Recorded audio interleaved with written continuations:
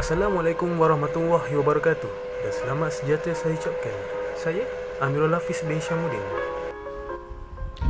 Selamat sejahtera kepada Puan Renini dan rakan-rakan sekalian. Saya Apple Yajayan. Dan saya, Suzy Eliana binti Skimi. Kami bertiga akan membincangkan tentang analisis jenis-jenis wacana dan gaya penulisan dalam novel. Okay, baiklah, seterusnya kita melihat sepintas lalu isi kantongan yang terkandung dalam pembentangan ini.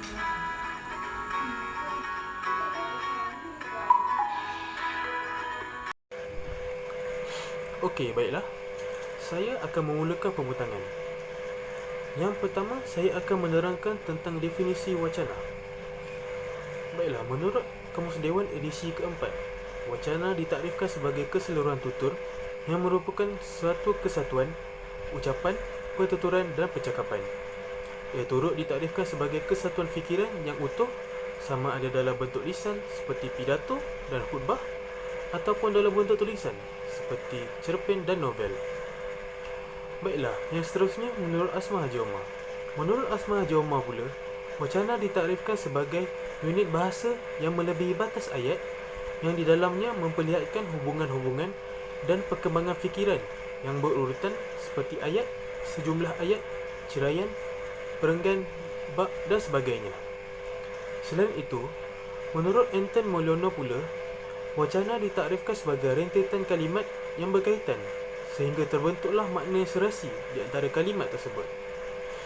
Baiklah, yang seterusnya adalah struktur wacana. Wacana adalah satuan bahasa yang paling lengkap dan lebih tinggi kedudukannya daripada klausa dan perkataan.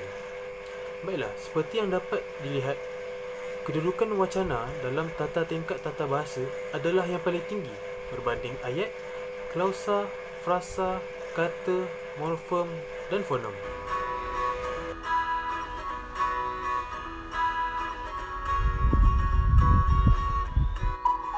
Novel yang kami gunakan ialah Siapa Diriku, karya Siti Hajar binti Ahmad.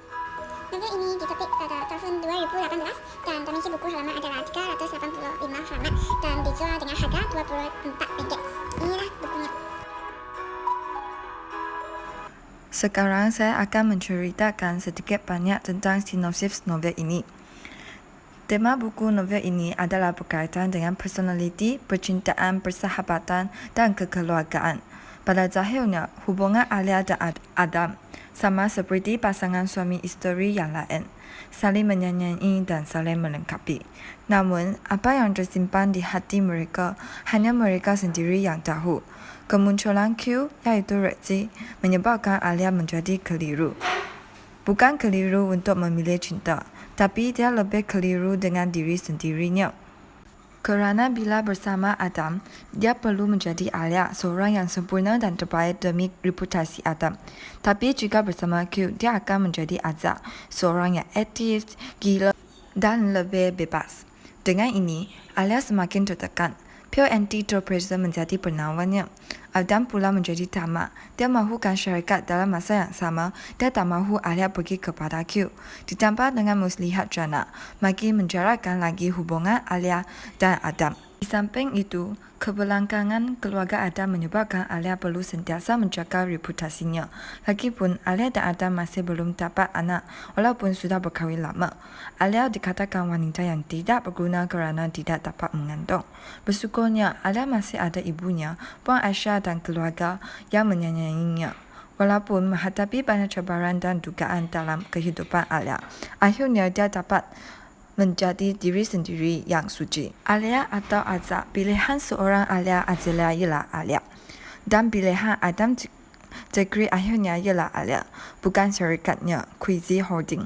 Quizzy Holding telah diambil pegang oleh Rezeki. Oleh itu, Alia dan Adam masih menjadi jodoh bersama hingga akhir hidup.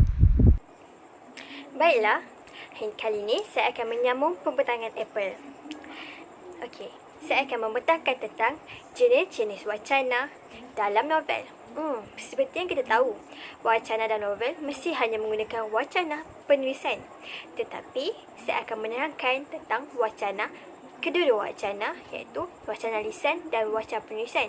Kerana wacana mempunyai dua jenis sahaja. Baiklah, mesti orang tertanya, apa beza wacana lisan dan apa beza dengan wacana penulisan? Baiklah, saya akan terangkan supaya lebih jelas untuk perbezaannya. Okey. Apa yang anda lihat di sini ialah apa itu wacana lisan. Wacana lisan dihasilkan secara lisan. Secara lisan, baiklah macam ni. Secara lisan iaitu secara bertutur. Macam mana saya tengah bercakap iaitu saya sedang bertutur. Iaitu secara lisan. Yang kedua, secara langsung antara penutur dengan pendengar. Macam mana tu? Baiklah, saya akan terangkan di mana sesuatu lisan ataupun sesuatu wacana lisan dihasilkan mestilah mempunyai penutur iaitu orang yang sedang bertutur ataupun orang yang sedang bercakap dan ada pendengarnya atau audiens di hadapan ataupun rakan yang sedang mendengar cerita kita. Mestilah ada secara langsung iaitu mesti menyai tindak balas ataupun respon dari pendengar. Baiklah. Yang ketiga ialah bersifat spontan dan boleh dipengaruhi dialek. Macam mana tu dipengaruhi dialek? Baiklah, di Malaysia, setiap negeri mempunyai dialek yang masing-masing. Macam Johor mempunyai dialek macam ini, Kelantan mempunyai dialek macam ni, Terengganu macam ni, Kedah lain, Pulau Pinang pun lain. Jadi, apa yang dimaksudkan bersifat spontan? Bersifat spontan iaitu tidak merujuk kepada teks, di mana penutur bercakap secara spontan dan bercakap apa yang ada di mindanya. Baiklah, dan boleh dipengaruhi dialek. Macam saya, apa yang saya cakap tadi, setiap negeri mempunyai dialek masing-masing kan. Jadi, macam saya bercakap tentang dialek negeri Johor ataupun bahasa Melayu biasa yang sering diguna pakai. Baiklah, menunjuk yang keempat. Menunjukkan wajah, nada suara dan gerak badan semasa penyampaian. Ekspresi wajah. Macam mana tu? Baiklah, saya akan terangkan di mana ketika kita marah ataupun seseorang itu sedang marah, mestilah menunjukkan ekspresi wajah yang marah iaitu kening mesti turun dan mata akan mula mengecil. Dan nada suara apabila marah mesti tinggi. Sebagai contoh, jangan buat perkara itu. Dan gerak badan semasa penyampaian. Baiklah, gerak badan semasa penyampaian seperti ini. Di mana anda sedang melihat saya menyampaikan dengan tangan macam ni, itulah gerak badan supaya komunikasi apa yang saya sampaikan menjadi berkesan, iaitu orang mudah faham dan orang senang untuk memahamilah. Sebab tu dikatakan berkesan. Dan contoh-contoh wacana lisan seperti perbualan harian, temu ramah, ceramah dan ucapan. Baiklah, kita akan sambung pula apa itu wacana tulisan. Baiklah, wacana tulisan disampaikan secara bertulis, iaitu seperti surat ataupun teks ucapan secara tulisan ataupun secara menaip, macam tu. Wacana tulisan juga ialah komunikasi secara tidak langsung. Macam mana dikatakan komunikasi secara tidak langsung? Baiklah, komunikasi secara tidak langsung maksudnya tiada responden ataupun tiada respon ataupun tindak balas dari penutur. Sebab wacana tulisan mempunyai satu arah sahaja, iaitu satu hala antara penulis dengan pembaca dan secara tidak langsung. Jadi kita dapat bezakan wacana tulisan dan wacana lisan. Wacana tulisan secara tidak langsung, manakala wacana lisan secara langsung, iaitu ada pendengar. Wacana tulisan tiada pendengar. Dan wacana tulisan mempunyai satu hala sahaja kerana tiada respon, tiada pendengar dan tiada tindak balas daripada pendengar. Maksudnya di sini wacana tulisan hanya penulis itu sahaja yang berkata-kata dalam bentuk teks. Contoh Contoh wacana tulisan ialah rencana, akhbar, majalah dan buku.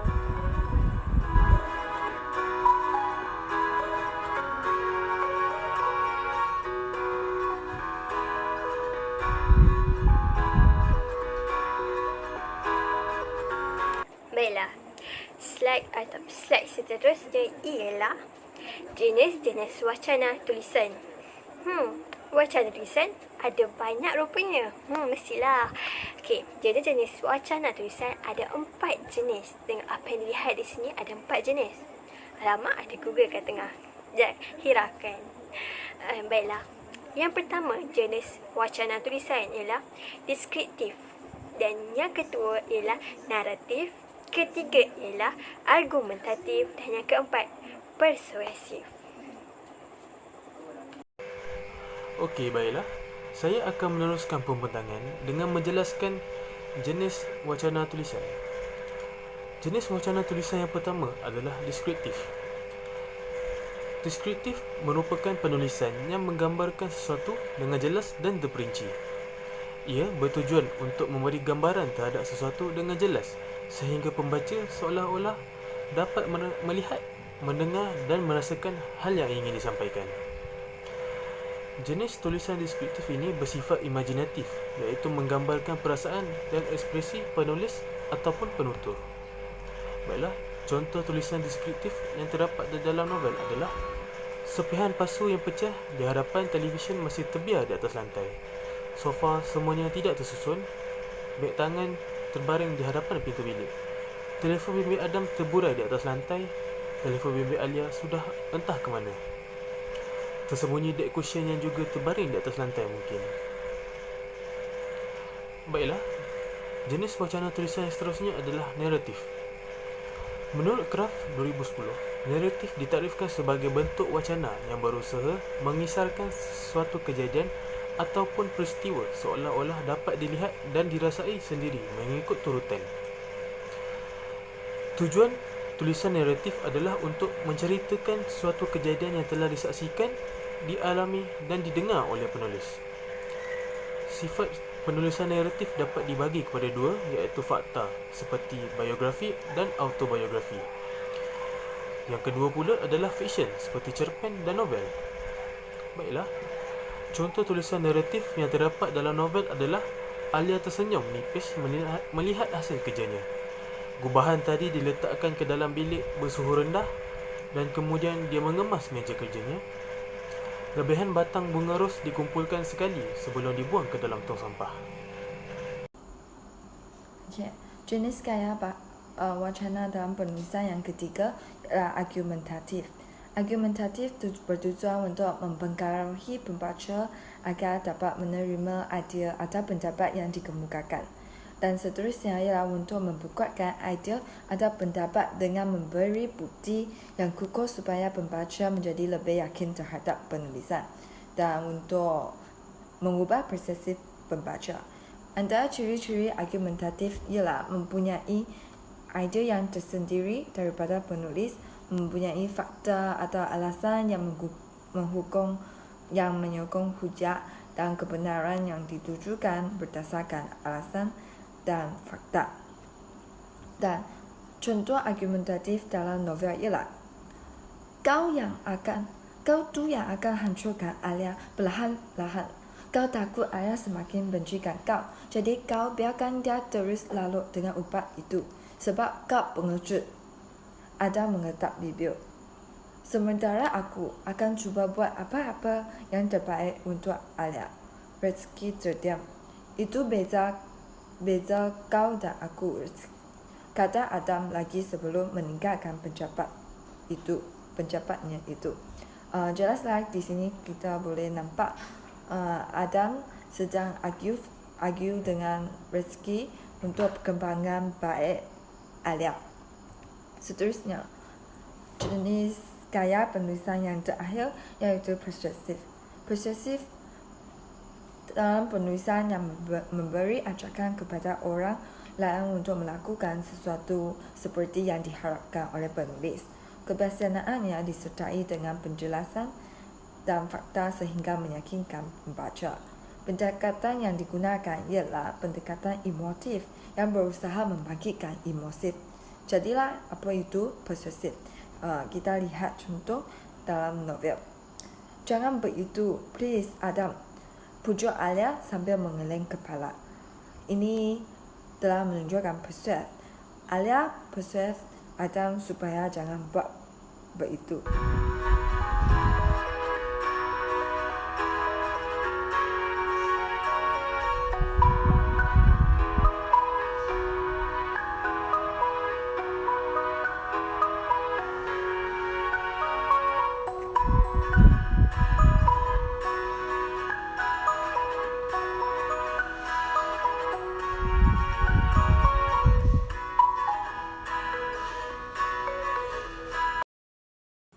Sekarang tibalah masa membincangkan tentang gaya penulisan dalam novel.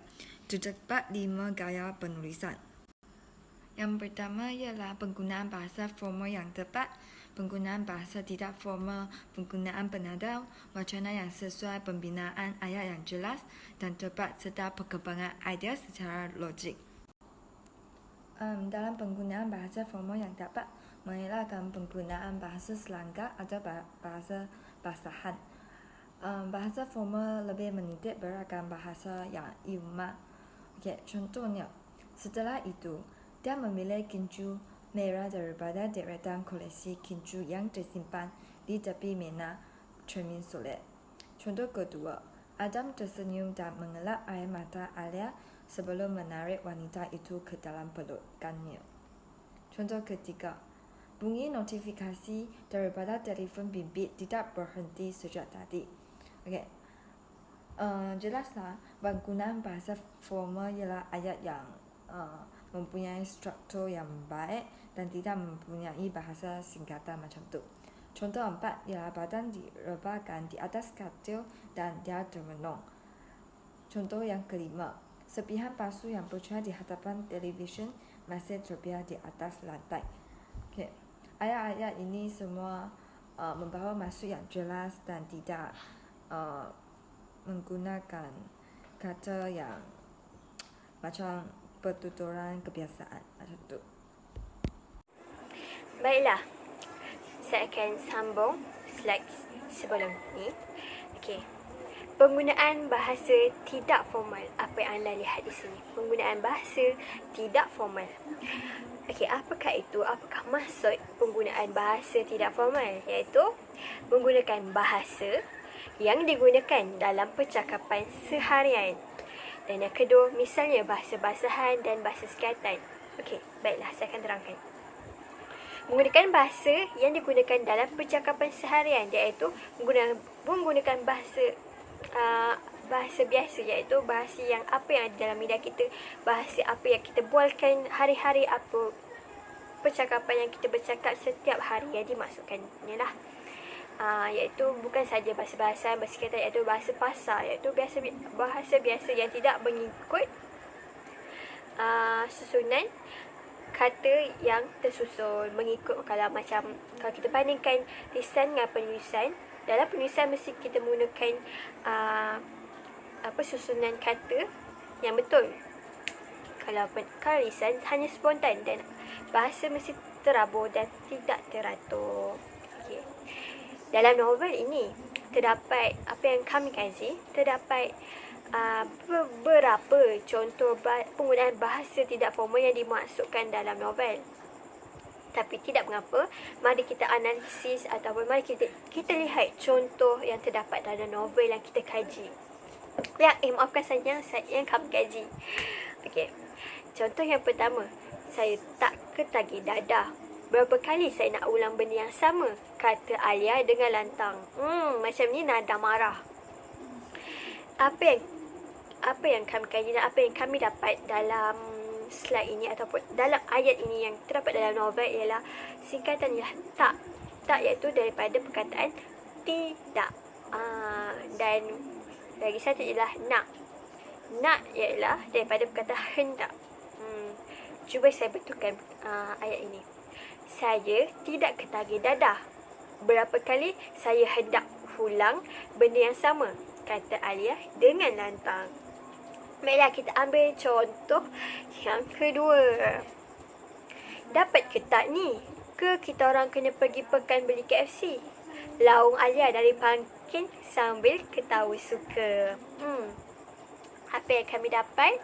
Penggunaan tak, iaitu daripada tidak, macam contoh yang pertama. Dan ni itu selalu sangat orang gunakan lagi di media sosial sebab singkatan kan. Ni daripada perkataan ini. Zaman sekarang ataupun muda masyarakat kini susah ingin menggunakan perkataan yang penuh dalam satu percakapan ataupun sesuatu perbualan, sama ada berhadapan ataupun dalam telefon bimbit iaitu media sosial. Dan yang terdapat ialah kita orang. Ke kita orang kena pergi pekan beli KFC? Kita orang menggunakan bahasa kita ataupun bahasa pasar.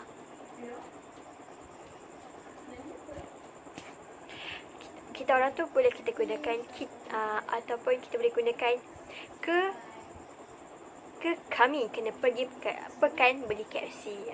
Penggunaan itu kita kena ubah. Okey, slide seterusnya ialah contoh ketiga dan contoh keempat. Contoh ketiga. Abang, Dira rasa macam Kak Syirah dah komplot dengan Kak Alia lah. Macam ada pakatan je. Komen Alia dengan nafas semput. Dalam ayat ni terdapat banyak iaitu dah, perkataan dah daripada sudah, lah, je. Itu banyak bahasa pasar dan pasar ya. Dan singkatan. Dan contoh yang keempat, nak pesan apa ni? Tanya Pak Ya.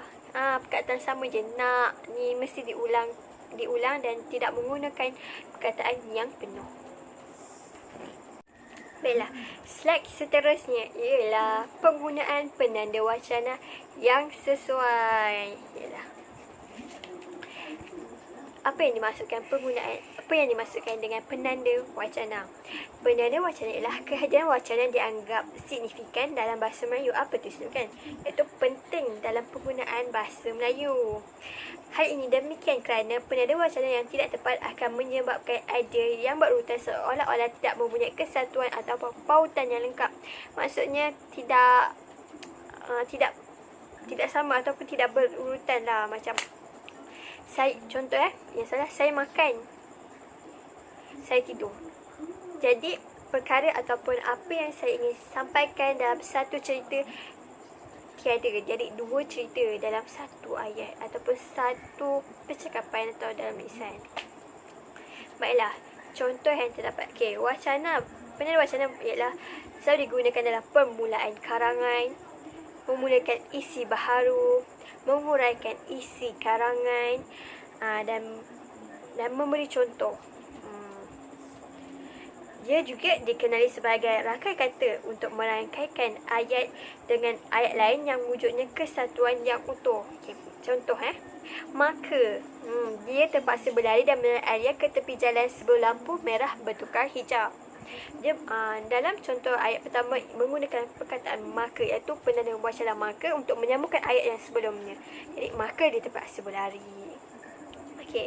Contoh kedua, justeru itu dia cuba memadam panggilan azab seperti yang selalu bermain di bibir rezeki, iaitu menggunakan penanda wacana justeru.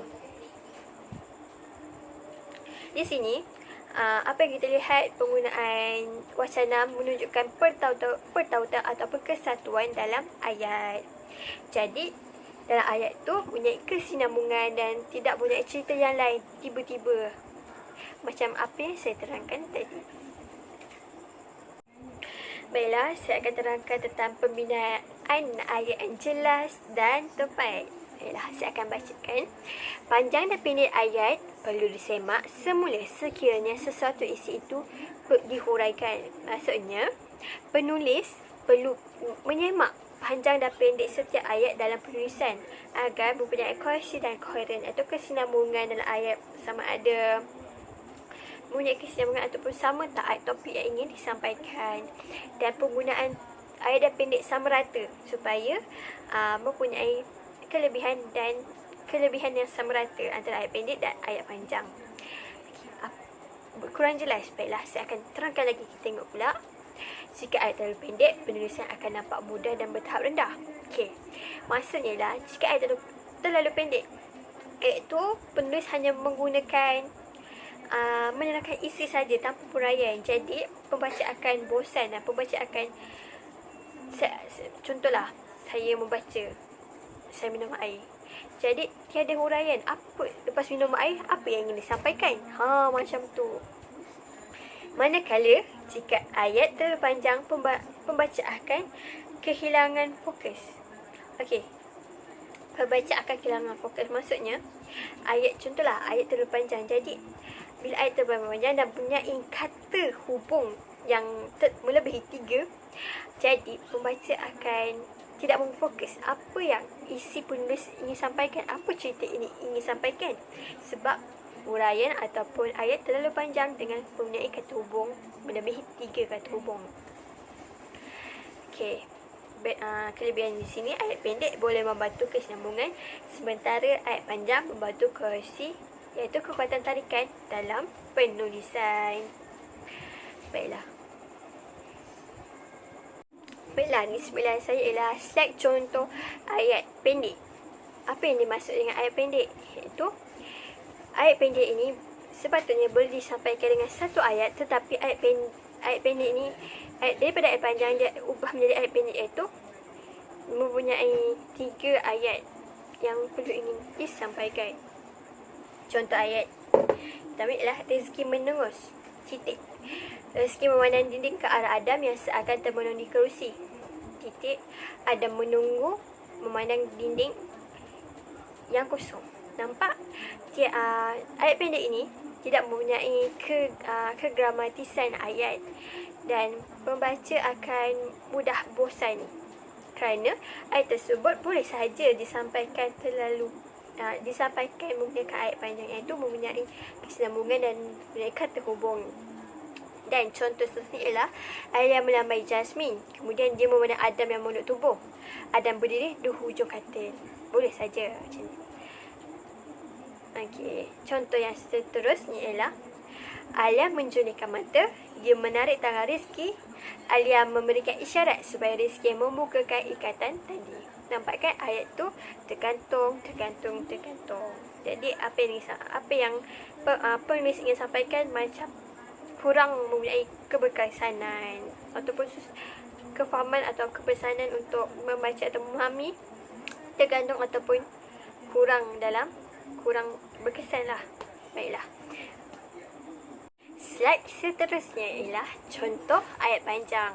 Ayat panjang selalunya mempunyai kegramatisan ayat. Baiklah, apa yang kami kaji dalam novel ini ialah terdapat ayat panjang dan ayat pendek juga. Okey, baiklah, kita sambung kepada contoh ayat panjang. 1. Adam menolak rezeki sehingga lelaki itu terjatuh dan terduduk di atas lantai dengan rambutnya dikusutkan, lalu menarik nafas panjang. Nampak tak kegramatisan itu kurang kerana terlalu panjang dan mempunyai kata hubung yang banyak. Yang kedua, Jasmine terus mengangkat pandangan ke arah Alia dan cepat membantu Alia dengan meninggikan kepala katil agar Alia selesa. Dan ayat yang terakhir yang kami kaji dalam novel ni terasa lucu apabila beberapa security menghalangnya dari masuk ke dalam pejabat, sementara Rizki berdiri di hadapan beberapa orang security tersebut. Baiklah, apa yang saya dapat simpulkan dalam penggunaan ayat pendek dan ayat panjang? Di sini saya dapat simpulkan penulis perlu menyamaratakan penggunaan ayat pendek dan ayat panjang. Jangan terlalu banyak sangat ayat pendek dan jangan terlalu banyak sangat ayat panjang kerana menyukarkan ataupun memberi kekurangan dan dalam kelebihan sesuatu novel. Jika ayat terlalu panjang, pembaca akan kurang fokus apa yang ingin disampaikan oleh penulis. Manakala contoh banyak sangat bagi ayat pendek, pembaca akan mudah bosan dan pembaca akan mudah bosan. Okey, baiklah. Seterusnya saya akan meneruskan dengan gaya penulisan dalam novel yang terakhir. Gaya penulisan tersebut adalah perkembangan idea secara logik. Ketika hendak menulis perkembangan idea, haruslah menggunakan tanda baca dengan betul. Setiap perenggan haruslah dibina dengan baik. Penggunaan kata-kata kesinambungan haruslah diguna dengan berkesan. Peralihan antara perenggan-perenggan dan bahagian-bahagian lain haruslah dilakukan dengan lebih lancar. Baiklah, contoh yang terdapat di dalam novel adalah Alia cuba mengukir senyum. Mulanya senyumannya kelihatan janggal. Alia tersenyum lagi sehingga senyumannya kelihatan sempurna di matanya. Yang kedua, sebuah kereta hitam berhenti di hadapan lorong tanah perkuburan. Seorang lelaki keluar dari kereta dan menyandar di tepi kereta sambil memeluk tubuh. Yang ketiga, Alia sedang baring di atas sofa, kadang-kadang memusingkan badannya ke kanan dan kemudian ke kiri. Kemudian dia duduk, berdiri dan berjalan ke sekitar ruang tamu. Dan yang terakhir, Alia bergerak ke dapur. Pintu peti ais dibuka seluas-luasnya. Tak lama selepas itu, dia kembali ke ruang tamu bersama seting air 100+, bersama baki salad ayam sewaktu makan tengah hari sebentar tadi.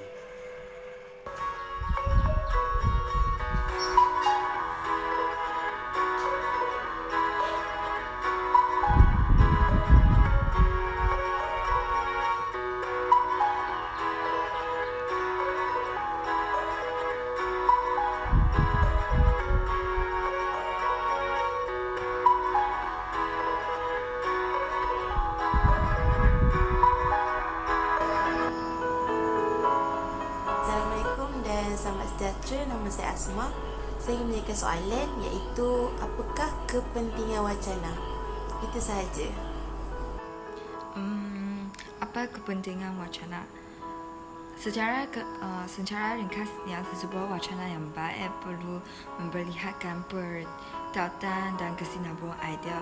Hal ini penting untuk memperlihatkan kesatuan bagi menghasilkan wacana yang utuh. Selain itu, wacana juga penting bagi menghasilkan kerja yang bermutu selain daripada boleh menyempurnakan sesuatu perkara. Contohnya dalam wacana lisan, dengan menggunakan wacana yang betul melalui percakapan, seseorang itu akan dihormati oleh orang lain. Hal ini kerana seseorang itu mampu memperlihatkan kesungguhannya bahasa dengan betul ketika bercakap.